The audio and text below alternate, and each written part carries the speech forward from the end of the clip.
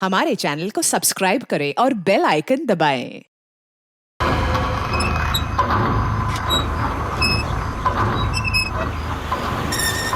Oh my God यार, ये जगह कितनी सुंदर है। वाओ, कितनी अच्छी जगह है ये।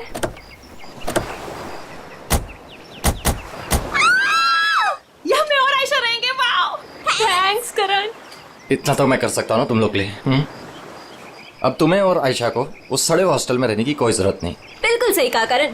वैसे करण, मधु, मुझे लगता है ना कि जिस दिन तुम्हारी और मधु की शादी हो जाएगी ना, उस दिन तुम तो मधु को पूरा के पूरा मोहल्ला ही गिफ्ट में दे देने वाले हो।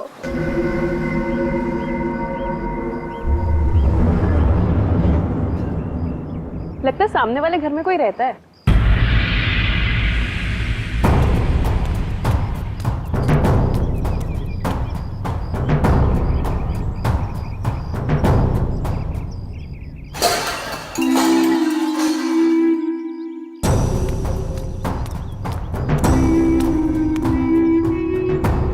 हाय, आई एम मधु।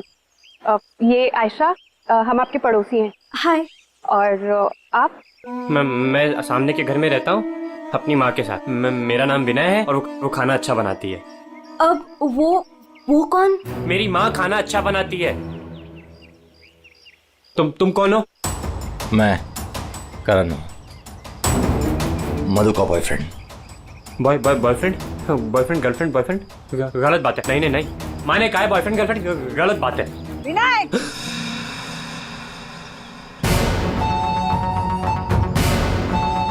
घर में चलो। कितनी बार मना किया है कि अजनबियों से मत बात किया करो। आ रहा हूँ ना। देखो, वो मेरी माँ है, उनको नमस्ते करो। अरे नमस्ते करो उनको।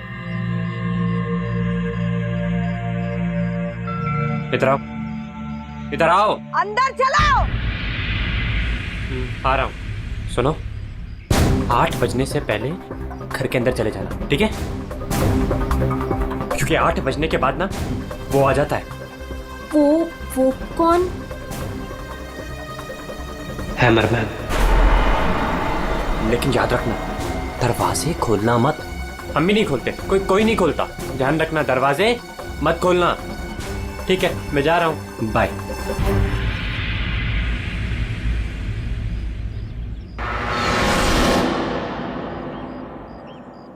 दिमाग खराब है इसका यार। इसकी माँ से बांध कर क्यों नहीं रखती है? क्योंकि उसकी माँ भी तो उसकी तरह अजीब ही है एक्चुअली। चलो सामान रखते हैं। यू आर ऑलराइट ना? या, आई एम फाइन।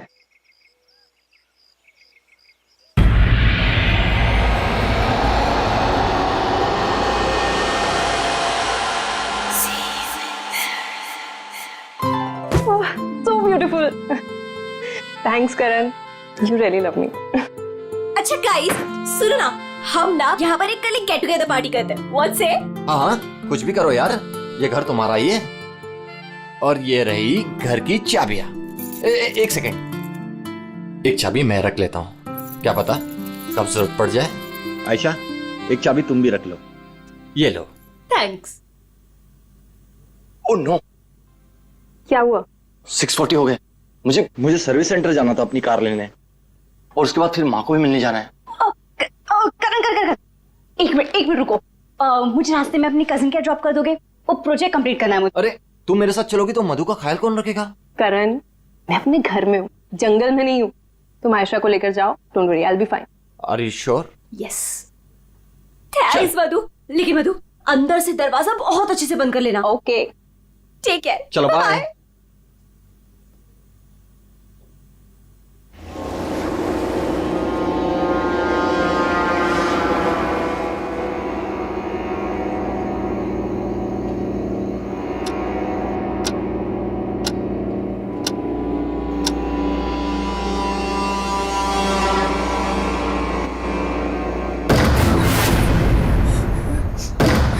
कौन है? कौन है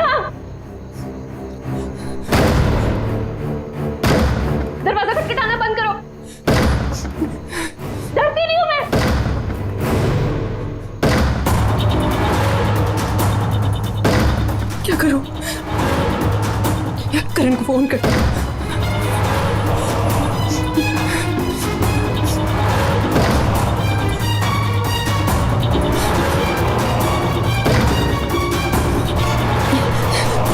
करण का फोन स्विच ऑफ जा रहा है। आयशा को फोन करती हूँ।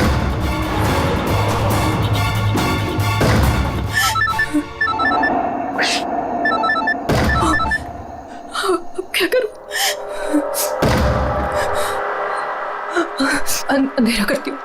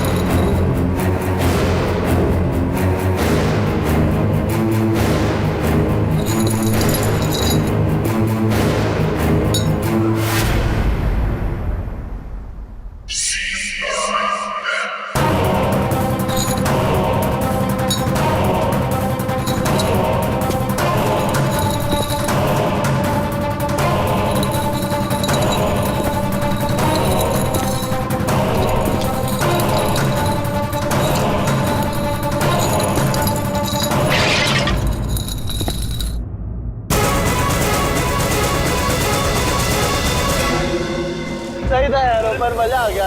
कल रात को तो क्या मस्ती मारी यार। अरे पूछो मत यार, मजा आ गया था। बस रोक दो भैया, रोक दो। Thank you.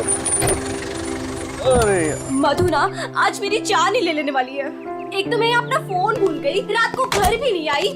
लगता है आज तो वो मुझे ना पक्का इस घर से निकाल ही देने वाली है। अरे अगर वो तुझे घर से निकाल देगी तो हम तुझे घर के अंदर फिर से डाल देंगे। क्यों अभी?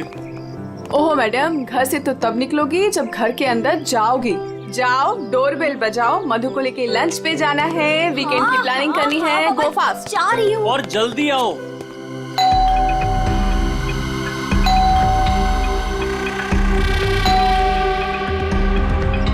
लगता है ना मैडम अभी तक सो रही है, दरवाजा ही नहीं खोल रही है। आयशा, तेरे पास इस घर की एक्स्ट्रा चाबी है ना?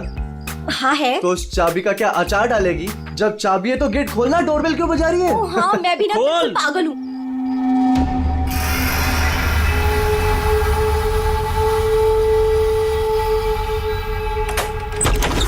मधु, अरे मधु, कब तक सोएगी?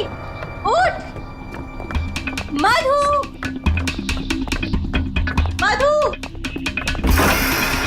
मधु, अरे उधर देखो यार।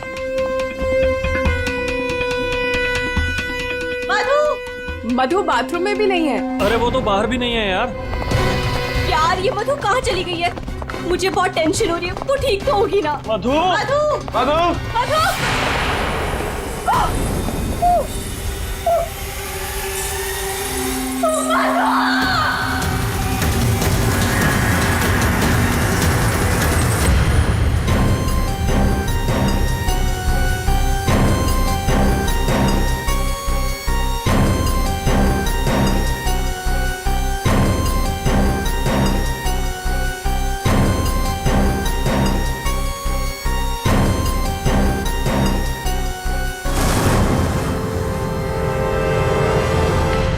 Abhijit,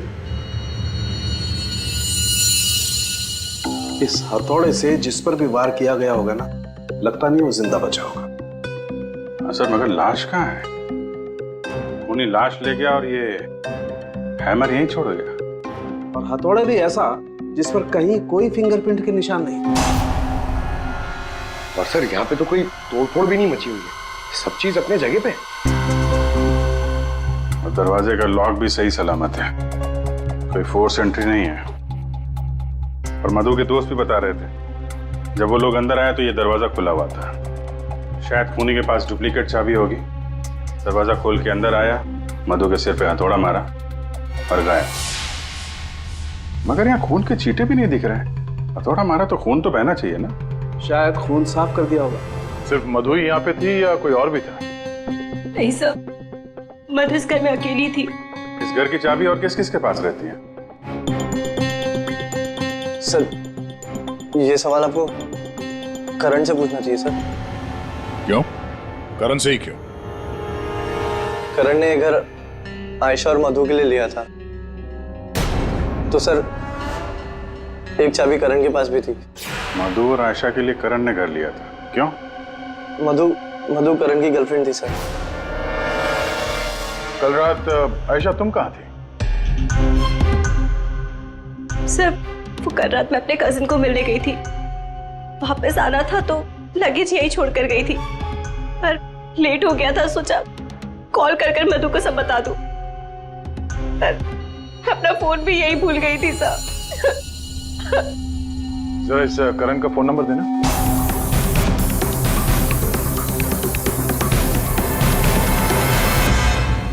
sir of. वो मेरे पास उसकी मम्मी का नंबर है। कल करण जब मुझे कजिन के यहाँ छोड़ने गया था तो कह रहा था कि वो घर जा रहा है मम्मी के पास।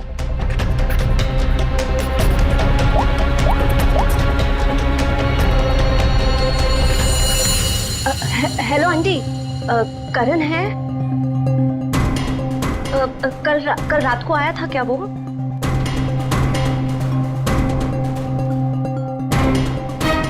नहीं आंटी, कुछ नहीं, हो सकता है मधु के यहाँ गया हो।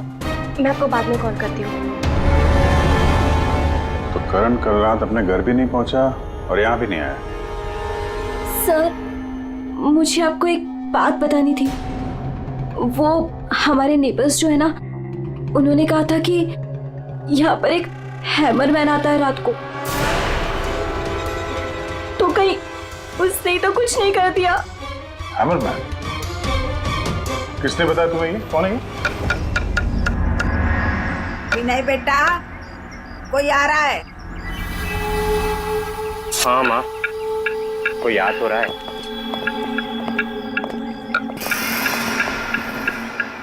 सब्जी काट रही है या लकड़ी काट रही है? काट वहाँ रही है, आवाज यहाँ तक आ रही है। रमोला जी, आपने कल इनसे हैमरमैन के बारे में कुछ बोला था क्या? आप ऑफिसर है, उस घर में कुछ हुआ है क्या? जी हम लोग सीआईडी से हैं। उस घर में क्या हुआ ये बाद में बताएंगे, पहले आप लोग ये बताइए हैमरमैन कौन है? क्या बता रखा है इन लोगों को आपने? नहीं, है वो सच में। रोज शाम को आता है और हैमर से दरवाजे और खिड़कियों पे ठोकता है। आप देखिए ना, वो उधर निशान बने। कल भी आया था रात को 8:30 बजे, सामने के घर में ठोक रहा था। इसीलिए मैंने पूछा कि उस घर में कुछ हुआ है क्या? आपने हैमरमैन को देखा है? देखा है। आपने हैमरमैन का चेहरा देखा? हाँ देखा है। कैसे दिखता है वो मास्क पहनता है। अच्छा, कल रात भी कुछ हुआ था? कुछ देखा है, सुना है आप लोगों ने? हाँ देखा था।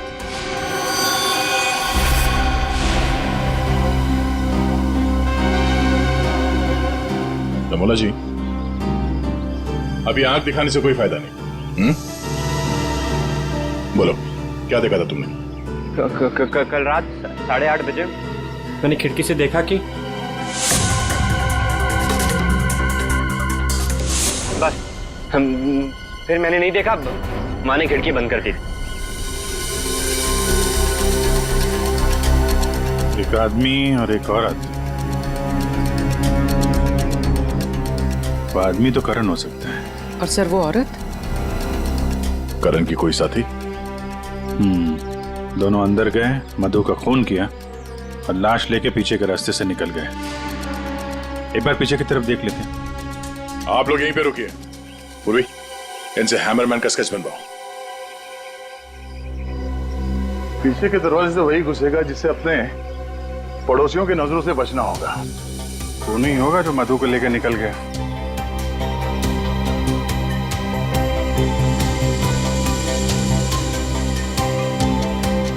ऐसा कैसे हो सकता है कि कोई भी निशान नहीं छोड़ा? मधु को मार करके लेके गया तो भी कुछ ना कुछ तो छोड़ा होगा कोई।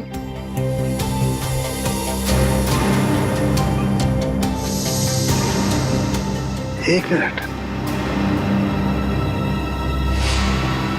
ये क्या है?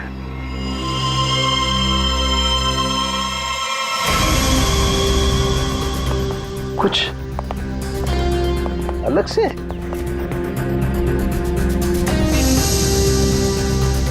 नहीं, मिट्टी यहाँ पे?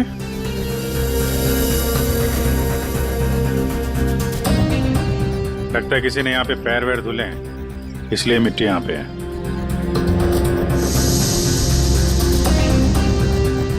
अभिजीत, ये मिट्टी में जो है ये बहुत खास है। ये देखो, इस मिट्टी में एल्गी है। शैवाल? शैवाल एक तरीके की काई होती है, और ये काई यहाँ की मिट्टी में नहीं हो सकती। ये तो ऐसी मिट्टी में होगी जो पानी वाली जगह होगी, कोई तालाब, कोई झील, कुछ ऐसा। झील, तालाब?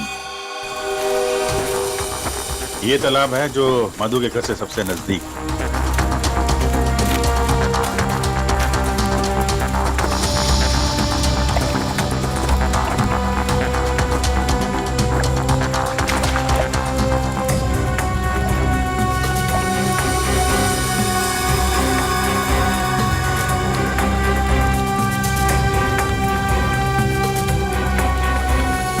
क्या अभिजीत, ये देखो, यही कीचड़ वाली मिट्टी उस मधु के घर में है। इसमें भी वही एल्गी है, वही काई। तब तो ये मिट्टी अपने आप तो नहीं आई होगी ना, कोई ले गया होगा यहाँ से। अरे यार पंकज, जो आदमी इस तालाब से मधु के घर गया होगा उसके जूते के साथ चली गई ये मिट्टी। अब गया तो वही होगा जिसके पास मधु के घर की चाबी थी।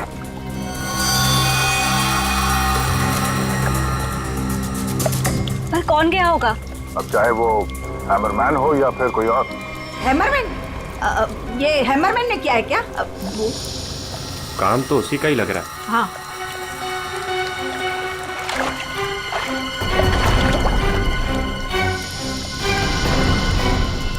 हाँ, वहाँ नीचे कुछ दिख रहा है।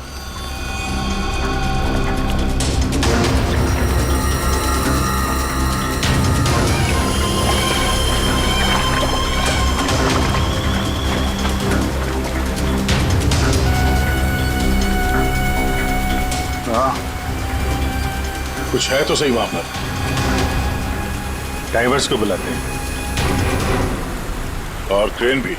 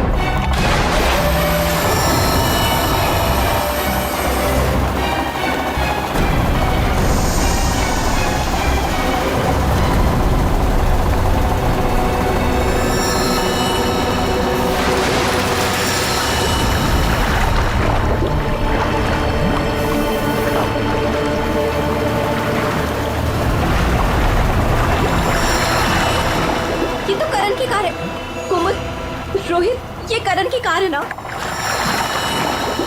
पर करण अपनी कार इस तालाब में क्यों फेंकेगा?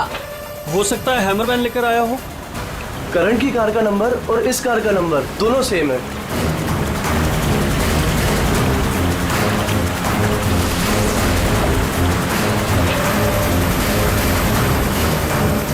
लेकिन ये कार यहाँ आई कैसे होगी?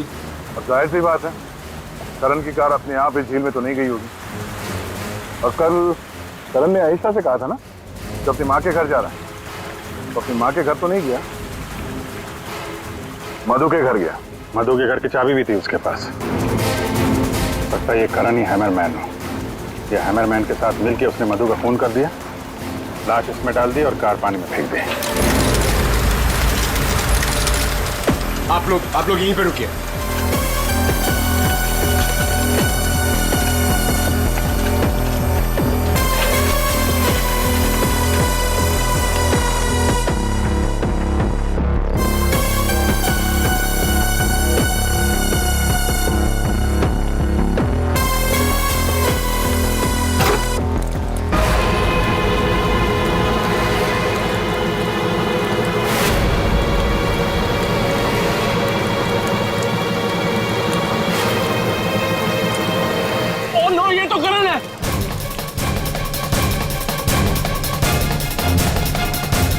प्लीज प्लीज आगे मत जाइए।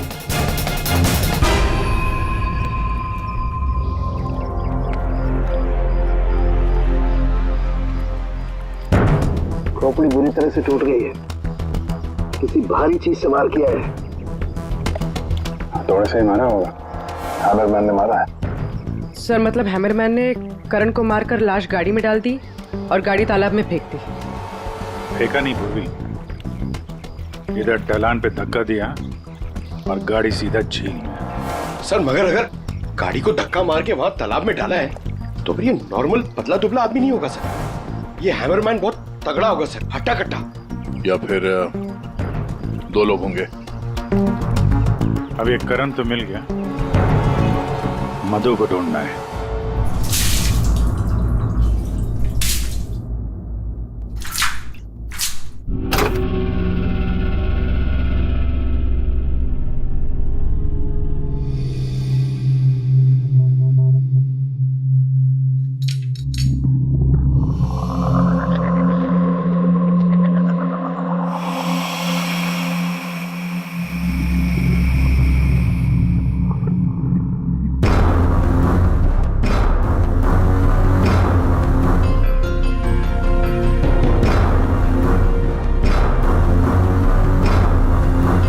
कपड़े का टुकड़ा, इस कपड़े के टुकड़े का रंग करण के कपड़े के टुकड़े से तो मैच नहीं करता है, तो शायद ये खूनी का होगा। सर क्या होता रहेगा? सर इस कपड़े के टुकड़े के अलावा और भी ऐसा कुछ है जो हमें बहुत कुछ बता सकता है। अंगूठी डायमंड की है, लगता है कार चलाते समय गियर बदलते वक्त गिर गई होगी। तो ये लड़की कार चला रही होगी तो तारिका कार चलाने वाला इस मिरर को भी जरूर एडजस्ट तो करता ही होगा ना, क्या बोलती है? सही बात। तो फिर ये मिरर भी कुछ ना कुछ कहानी जरूर बताएगा।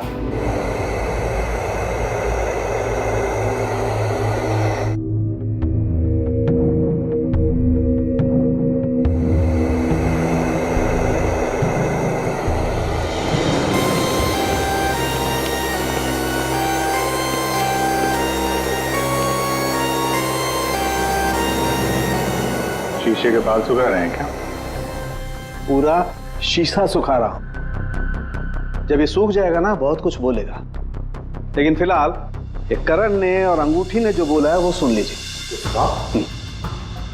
इस हथौड़े पर जो खून लगा है ना, बस ये करण के खून से मैच होता है। मधु के घर में करण की ही हत्या हुई। और सर ये हीरे की अंगूठी मिली हमें उस गाड़ी में से, ड्राइवर सीट के नीचे पैरों के पास। ये अंगूठी? ये तो मधु की है। हाँ सर, हमने मधु के घर से उसके कुछ फोटोग्राफ्स लिए थे, उसमें मधु ने यही अंगूठी पहन रखी। इसका मतलब वो कार झील तक मधु चला कर लाई और इसीलिए वो अंगूठी कार में गिर गई। तो क्या करण का खून मधु ने किया? नहीं दिया, मुझे नहीं लगता, ये चक्कर कुछ और ही है।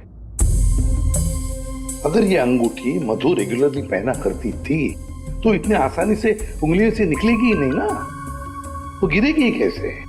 वो तो जरूर वहां पर जानबूझकर डाली गई थी ताकि सारा शक मधु पर जाए और हम मधु के आसपास ही घूमते रहे। और सर मधु का भी अभी तक कुछ अता पता है नहीं। लो भाई,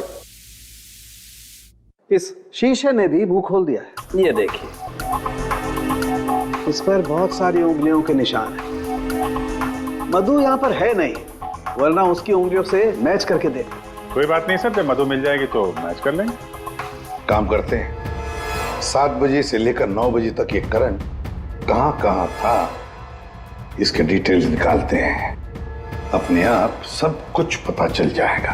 तो करण का सेलफोन डेटा जो हमें मिला उससे ये पता चलता है कि करण और आयशा 6:44 पर मधु के घर से निकले थे और उसके बाद 7:15 पर करण ने आयशा को ए ब्लॉक पालिन चौक ब्लू पार्क पे ड्रॉप किया था और वहां से करण को जाना था अपनी माँ के घर बराली, लेकिन वहां ना जाकर ये वापस मुड़ता है और मधु के घर की तरफ आता है और उसी रास्ते में 5 किलोमीटर तक जाने के बाद सर करीब 7:30 बजे जेसी मार्केट फुलवाड़ी में वो रुकता है और यहाँ पे एक और नंबर आके उससे मिलता है सर, और ये नंबर करण के साथ करीबन 10 मिनट तक रहता है और उसके बाद वो नंबर गायब हो जाता है और वहां से करण मधु के घर पहुंचता है 8 बजे और 8:40 पर उसका फोन बंद हो जाता है।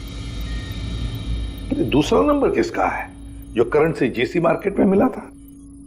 सर रोहित का। रोहित,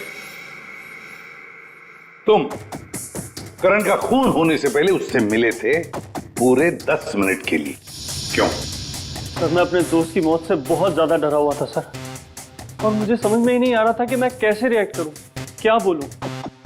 वो तो अचानक से उस दिन मैं उसे जेसी मार्केट में मिला, मैंने सडनली उसे वहां देखा। अरे करण, हे रोहित, कैसा है यार? कैसा है मेरा भाई? अरे तू यहाँ इस खिलौने की दुकान में क्या कर रहा है यार? तुझे यहाँ क्या जरूरत पड़ गई आने की? अरे बस ऐसे यार, किसी के लिए सरप्राइज ले रहा था और उसे सरप्राइज ही रहने दे। अच्छा सरप्राइज? चल यार, मुझे थोड़ी जल्दी है। कल मधु के इधर तू आ रहा है ना पार्टी में? हाँ कल आ रहा हूँ ना। लेकिन तू जा कहाँ रहा है? बस यार थोड़ा जल्दी में हूँ। अरे मैं तुझे छोड़ देता हूँ, चल मेरी कार पार्क है यहाँ। तू कल मिल मुझे। अच्छा चल, सी यू, बाय। और मेरे लिए तो ये सरप्राइज की बात थी सर, क्योंकि मैं उससे 2 महीने बाद मिल रहा था। ठीक है, तुम जा सकते हो, लेकिन जब तक इस केस की तहकीकात पूरी नहीं होती तुम ये शहर छोड़कर कहीं नहीं जाओगे। जाओ।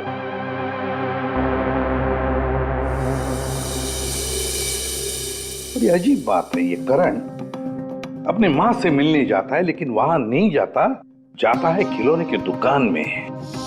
क्यों? और फिर क्या खरीदता है वहां पर? और किसके लिए?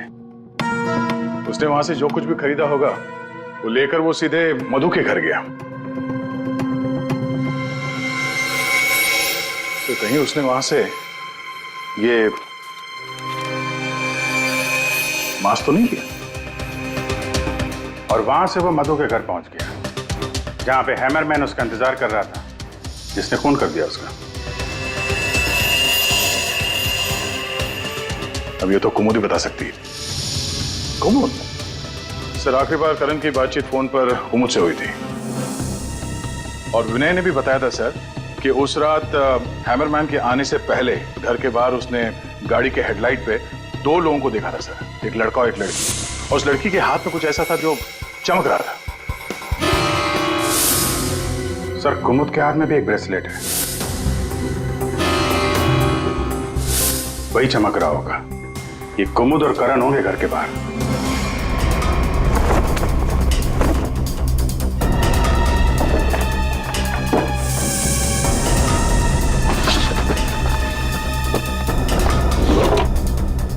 जब से करण की लाश मिली है तालाब में, तब से खूनी और भी होशियार हो गया है। सर लगता है ये टीम बहुत छोटी है सर, कुमुद, मधु और ये हैमरमैन। लेकिन ये हैमरमैन मिले तो सही, अभी तक तो सिर्फ उसका हैमर ही मिला है तो उसने हमारे लिए छोड़ा है। मैन तो गायब ही है। सर ये कुमुद तो भागने की तैयारी से घर से निकली, सारे कपड़े लेकर भागी और उसका मोबाइल भी स्विच ऑफ आ रहा है। अरे ये कहां से आ गए यहाँ पे? कौन कहां से आ गया? ये देखो, इसका मतलब है ये कुमुद रमोला और विनय को पहले से जानती थी। एनवेलप पे डेट पिछले महीने की है और ये कुमुद बोल रही थी कि ये रमोला और विनय को पहले कभी मिली ही नहीं। तो कहीं ये माँ बेटे रमोला और विनय इस पूरे साजिश में शामिल तो नहीं है? मिलते हैं इन माँ बेटे से।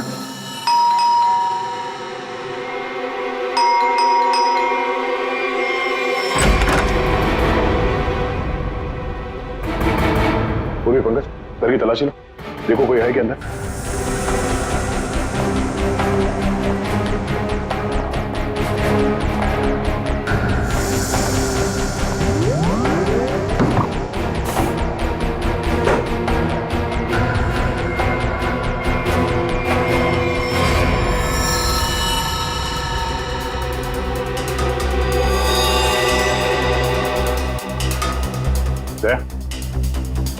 हाँ, ये दीवार देखो यार,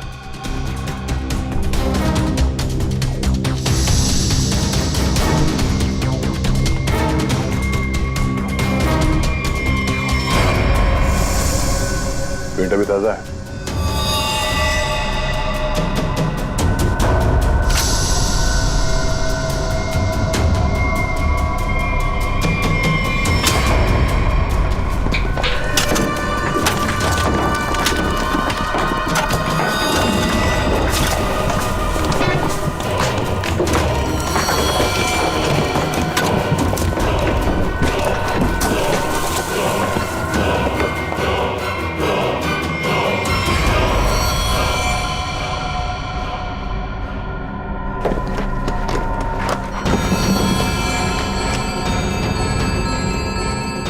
ये तो मधु है, मार के गाड़ दिया दीवार के अंदर, इसीलिए हमें ये कहीं मिल नहीं रही थी।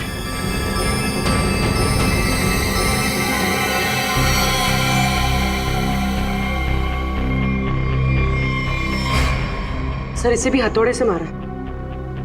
इसके सर पे भी वैसी ही चोट है जैसे करण के सर पे थी।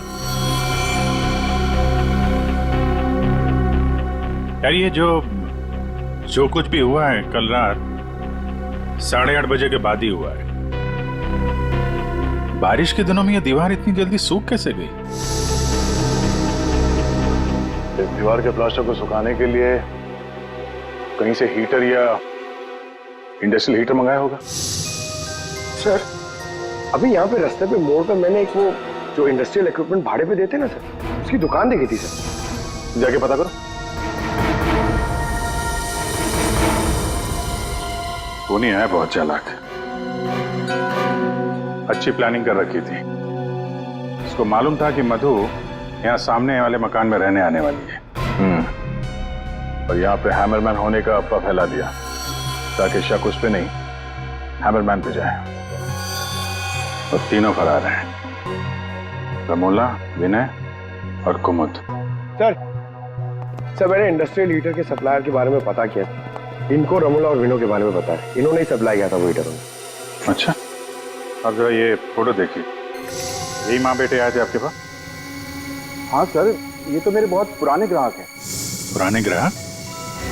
जी सर, वो मेरे पड़ोस वाली दुकान से नाटक का सामान लेते थे भाड़े पर। और सर ये कोई किराएदार नहीं है, ना ही माँ बेटे, एक नंबर के फ्रॉड हैं, फ्रॉड। अपने आपको एक्टर बताते हैं सर। आपको पता है ये दोनों कहाँ रहते हैं?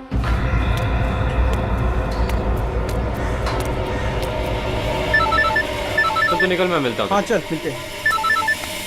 हेलो, मैं चंपा बोल रही हूँ, चाय पानी फिल्म से। हाँ जी बोलिए ना। आपकी एक्टिंग के इतने चर्चे सुने हैं और आपका नंबर मुझे इतनी मुश्किल से मिला है। बस हमने डिसाइड कर लिया है, हम आपको अपनी अगली फिल्म में लॉन्च करेंगे। लॉन्च करेंगे मुझे? मतलब आखिर आपने मेरा टैलेंट पहचान ही लिया? हाँ, अब 1-2 दिन में शूटिंग शुरू हो जाएगी। बस एक प्रॉब्लम है, आपकी बड़ी बहन के कैरेक्टर के लिए कोई अच्छी एक्ट्रेस मिल नहीं रही। बस वो कंफर्म हो जाए तो हम शूटिंग शुरू कर देंगे। अच्छा बड़ी, अरे है ना, बड़ी बहन है। मैं आपकी प्रॉब्लम सॉल्व करता हूँ। अरे वाह, आपने तो मेरी टेंशन ही खत्म कर दी। आप अपनी गली के बाहर आ जाइए, मैं गली नंबर 7 पे खड़ी हूँ। अरे तेरी, अरे मौसी बाहर निकलो। क्या है? अरे बाहर निकलो। क्या हुआ? अरे अपनी किस्मत खुल गई, रोल मिला है अपने को। रोल? हाँ। कौन दे रहा है? कहाँ? अरे बाहर खड़े हैं ना गली के, तुम चलो मेरे साथ, चलो चल, चल, चल। चलो चलो।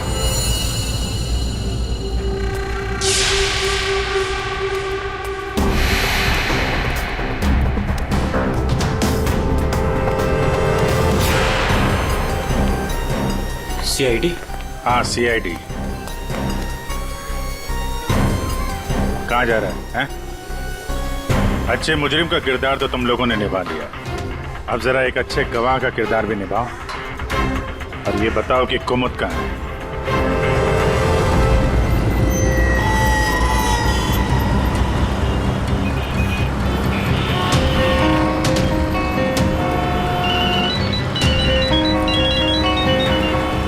अरे तुम यहाँ हो, मैंने ध्यान ही नहीं दिया।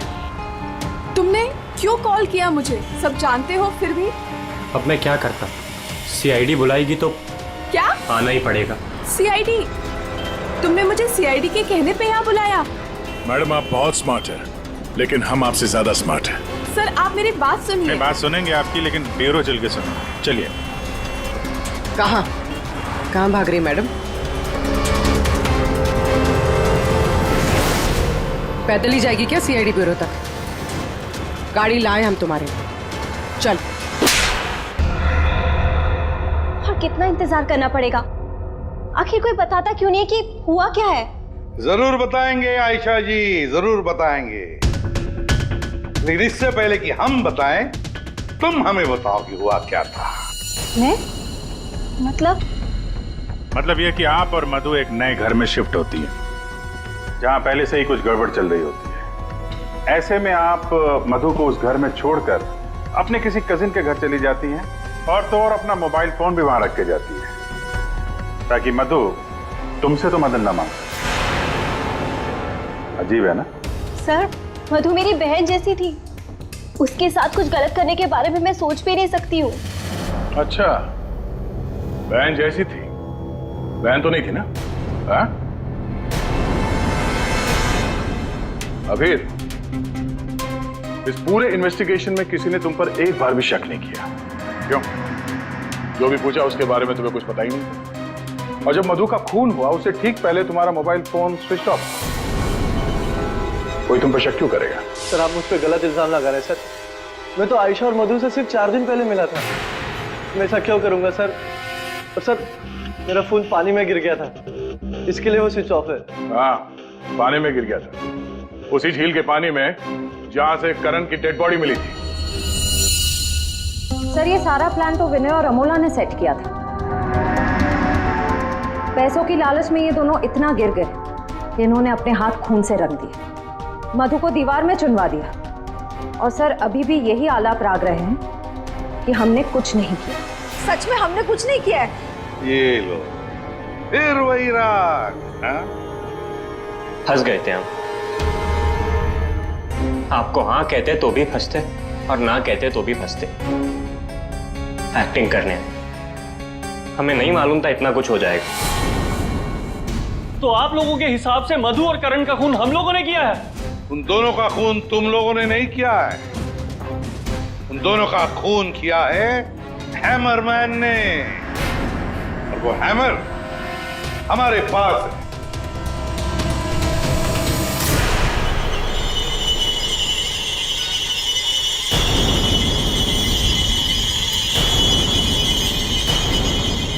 कुमुद, ये कहाँ थी? ये हैमर छुपाने गई थी, हमने ढूंढ निकाला, है ना? I'm sorry रोहित, मुझे माफ कर दो। तुमने मुझसे वादा किया था कि तुम मेरा नाम नहीं लोगे, मैं तुम्हें छोड़ूंगा।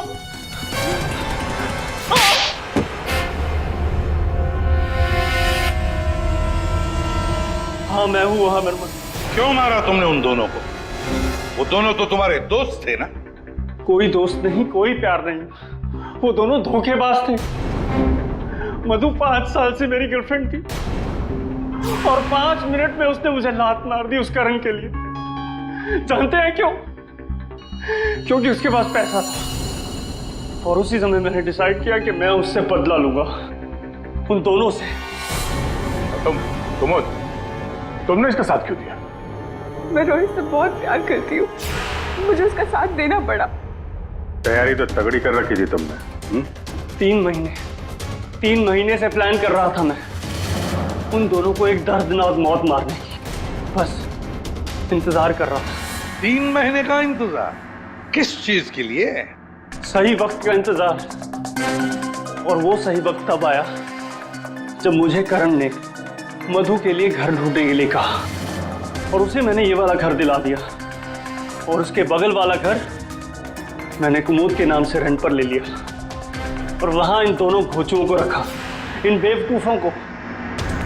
और हैमरमैन बनने का प्लान बनाया, बन गए हैमरमैन, ताकि तुम पर कोई शक न करे। हाँ, मानना तो मैं करण को भी चाहता था, लेकिन उस रात नहीं। उस रात मैं सिर्फ मधु को मारने आया था। मैं हैमरमैन बनकर मधु के घर में घुस गया।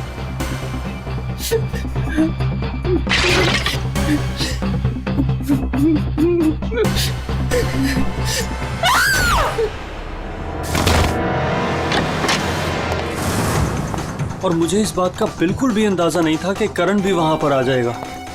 वो मधु के साथ मजाक करने आया था, नकली हैमरमैन बनकर।